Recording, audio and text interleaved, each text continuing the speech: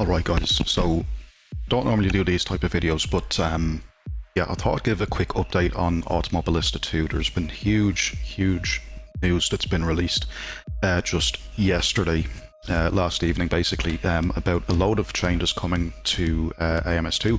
And what I've done is I'm going to go through them kind of piece by piece and outline kind of what that's going to mean for the sim. So jumping straight into the physics development, right? So the version 1.5 is going to have its own separate development blog, but if we skim the surface as to what's going on, so there will be major overhauls. There's a new tire model coming. Some of the cars have been updated already and some are still in development, and we're expecting that to be released pretty soon, hopefully. So, you know, fingers crossed. There's going to be revisions across the board, right? So some cars, like I say, haven't done already, like the Formula Ultimates and so on. There is a list on the forum as to what's being done, particularly if you're on the beta release through Steam. You'll be able to access some of those, like the Formula Inter has also gotten those updates as well.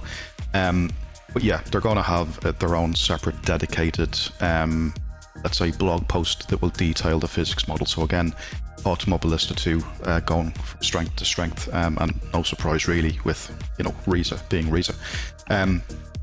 Next up on the list of developments is additions to the Adrenaline Pack DLC, and one of the big ones is that we're getting rallycross into Automobilista 2. So people like me with a Formula wheel that typically will drive open wheelers and GT cars, yeah, looks like I'm gonna have to hit up Fanatec now for another steering wheel for rallycross. But yeah, you know, generally speaking, to summarize this, they have said the Lancer and the Polo rallycross is going to be you know, confirmed models. Additional models going to be joining it. And what this does, if you think about the whole thing of rallycross, right, this is kind of leaning back to, you know, challenging other sims that kind of operate in that area. And this is a smart move by Riza, because if we think that, let's say, Assetto Corsa 2, which we feel is going to be released at some time in 2024, that's going to have a lot of stuff going for it. And, you know, Assetto being Assetto, it will likely be opened up to different versions of driving too, and include, I mean, you know, iRacing as well has some dirt racing in it as well, even dirt ovals. So it's going to be interesting to see kind of how this gets rolled out into the sim from a physics perspective. Really interested to see that one. The one thing that did stand out to me was the rallycross karts. Just, yeah, really looking forward to that. And, you know, again, just these little things that Riza do that add the fun element into what is a great sim under the hood. Other developments that they've, you know, told us about, which are technically all going to be V1.5. They're going to do the Sigma P1G5 and Metal Moro, so there'll be some updates to those as well, and then track improvements, as we can see. The AI is, you know, as we know, is an ongoing thing with Riza, but again, I think these points kind of solidify their commitment to the sim. You know, they do listen to feedback. They have been doing it over, you know, the course of the entire development. And, you know, again, I'm saving the best bit for last as we go through these slide points as well. Multiplayer development, I did know that, you know, or well, at least they've highlighted there will be a focus on online multiplayer and endurance. We'll see in a few minutes why that might be. And then the really cool thing that I liked as well was the bottom two. So we have a safety car coming in. Now, if you go onto the forum, there is an image of a safety car, I think it was a Chevy, leading around a batch of cars, and then the transparent halo on the Formula Ultimates, which, you know, is something that the halos in a simulator don't really come off too well, I don't think. I used to like them at the start. I used to be thinking like, oh no, it has to be realistic, but truth be told, vision as you look at something on a screen is going to be different compared to IRL. So yeah, transparent halo and the safety car, they're the two things on the 1.5 developments that I'm probably most looking forward to. And here we go. This is the big one. Le Mans is coming to AMS2. So yeah, this is the one that I'm most excited about. Now, they are penning this in for the end of the year right now. If you think about this, this is also going to collide with the Le Mans Ultimate game from the guys over at Studio 397 right now. Here's the thing, and this is why it gets interesting, because the Studio 397 sim of Le Mans is going to be built upon the rFactor 2 game engine, or so we're led to believe at this point in time. Now what does that mean? Okay, so Le Mans is already on rFactor 2, so technically speaking there shouldn't be anything new in terms of the driving development, although I do expect there will be updates and there will be improvements versus rFactor 2. But if we think rFactor 2, we think, okay, that game has been developed since 2013, I believe, is when that first came out. And it's been, improved, rehashed with DLC added in over the last 10 years. So if you're an RF2 player and you drive RF2, then is it fair to assume that maybe the Le Mans we have in RF2 is what we're going to get in the Le Mans Ultimate? And if it is, brilliant, but I think the rFactor 2 platform haven't done themselves any favours with the previous Le Mans virtual events where, we'd seen certain server issues and so on. But now transfer this into Automobilista 2. What can an Automobilista 2 version of Le Mans be like? And you can see here that, they're going to include the different versions of the tracks from the 70s and 90s, and there's going to be a focus on endurance racing. And this is a focus in a more general sense that they had highlighted on the forum as well, that they want to put a focus on endurance across the board. And if they're going ahead bringing in the LMDH and the hypercars and stuff like that, as we can see, then that tells me that AMS2, or the development behind it, appear to be very focused on improving the base content offering. And I'm under no illusions that, if I'm Riza, I'm sitting there looking at, okay, AC2 is around the corner, and the guys at Studio 397 are about to drop a Le Mans Ultimate, endurance game covering the WEC. So how do you counter that? Well, you do exactly what we're doing here. So really looking forward to Le Mans coming in.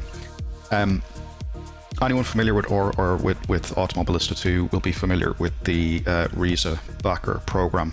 Now they have decided to re-release this. Now I'm not affiliated with Riza Studios whatsoever. I get no commissions or nothing like that for highlighting this or encouraging people to join if you wish to join, so there's no financial gain for me whatsoever. I did join this morning just because when I joined the Automobilista 2 let's say driver list if you want, when I got into Automobilista 2, I was always regretful that I didn't I wasn't in sim racing at the time to take advantage of the Paddock Club, or wasn't aware of it or whatever. But yeah, basically they've redone this backer type program.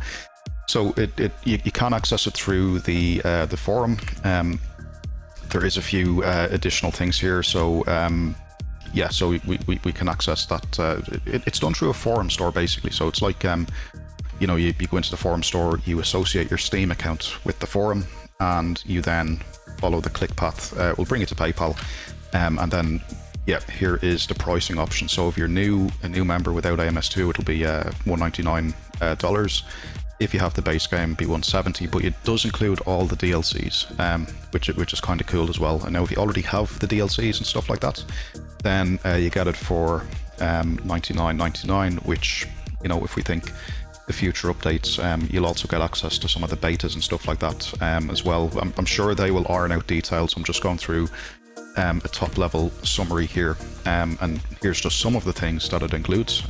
Again, I'll refer you to the forum if you want more detail, but apparently we're going to, if you don't have it and you take it out, you'll get the AMS2 game along with all of the existing DLC. So that would be useful if you're new to the sim and the $200 option, or $199.99. You'll get access to the beta with new and existing future releases, and then you'll also get a Steam key for AMS1.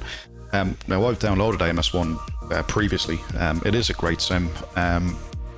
Okay, it's the graphics are old and dated, but it actually drives really well. So if you just wanted to have something different, something that has a little bit of a retro feel with kind of old school graphics and stuff like that, AMS1 drives fantastically. You'll have a great time. And then you can see the other two, the AMS2 club member badge you'll get on the forum to flex, and yeah, subforum access with the development stuff. So apparently when it comes to the beta side of things, it will be a separate app within Steam, and yeah, naturally enough, it's a chance for new members to check out new content and test and contribute to the development of the sim as it moves forward through this next development cycle.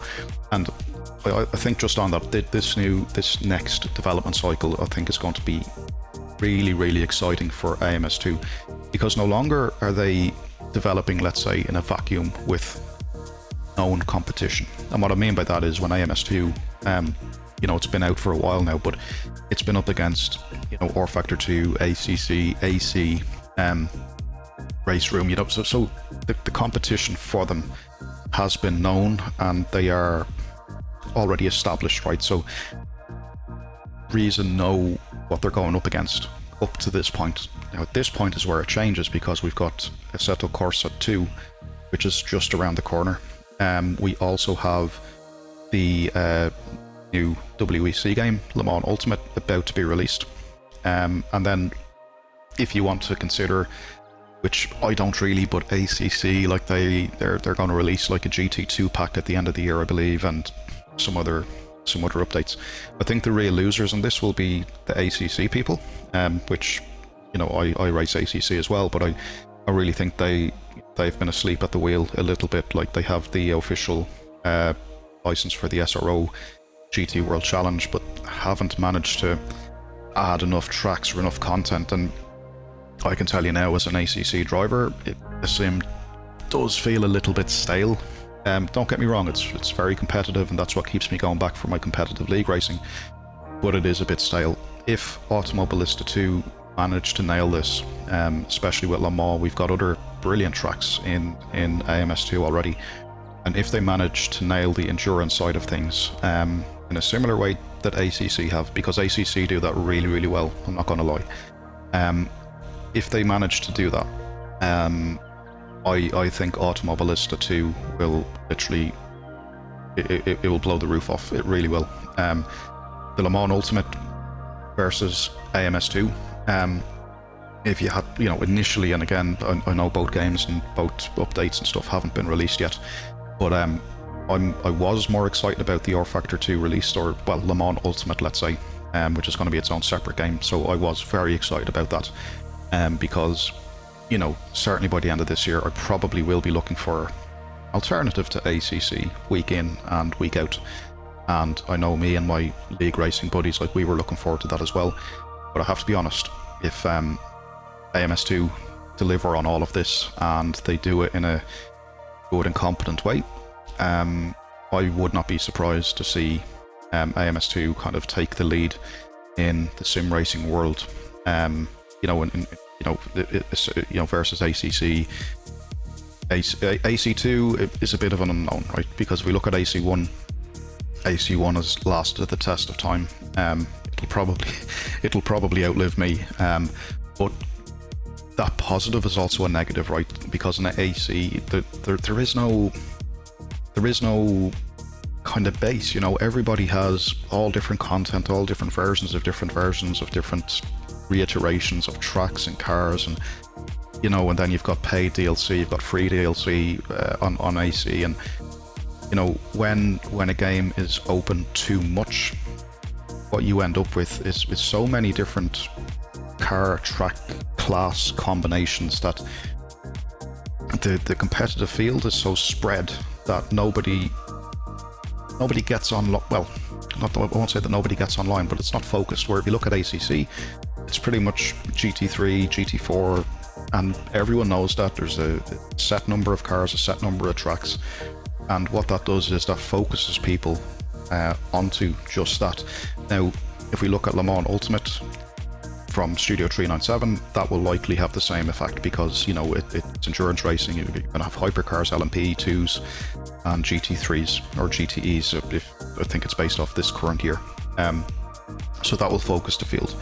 AMS2, especially around Le Mans, if they start bringing in hypercars, LMDH, and then the already existing GT models, then, you know, we're going to be getting into like endurance around Daytona, Le Mans, any other track, and that I think will start to focus the AMS2 user group, because I can tell you now there's a huge cohort of let's say GT endurance drivers currently on ACC that are going to be more than happy to jump on to try something new. So yeah, I think it's the ball is in Reese's court. I think these development updates are really positive, and yeah, cannot wait to see what 2023 brings in Automobilista 2. Guys, as always, thanks very much for watching. If you like this content, do the old like, subscribe, all the rest of it. Yeah, and we'll catch you again on the next one. Cheers.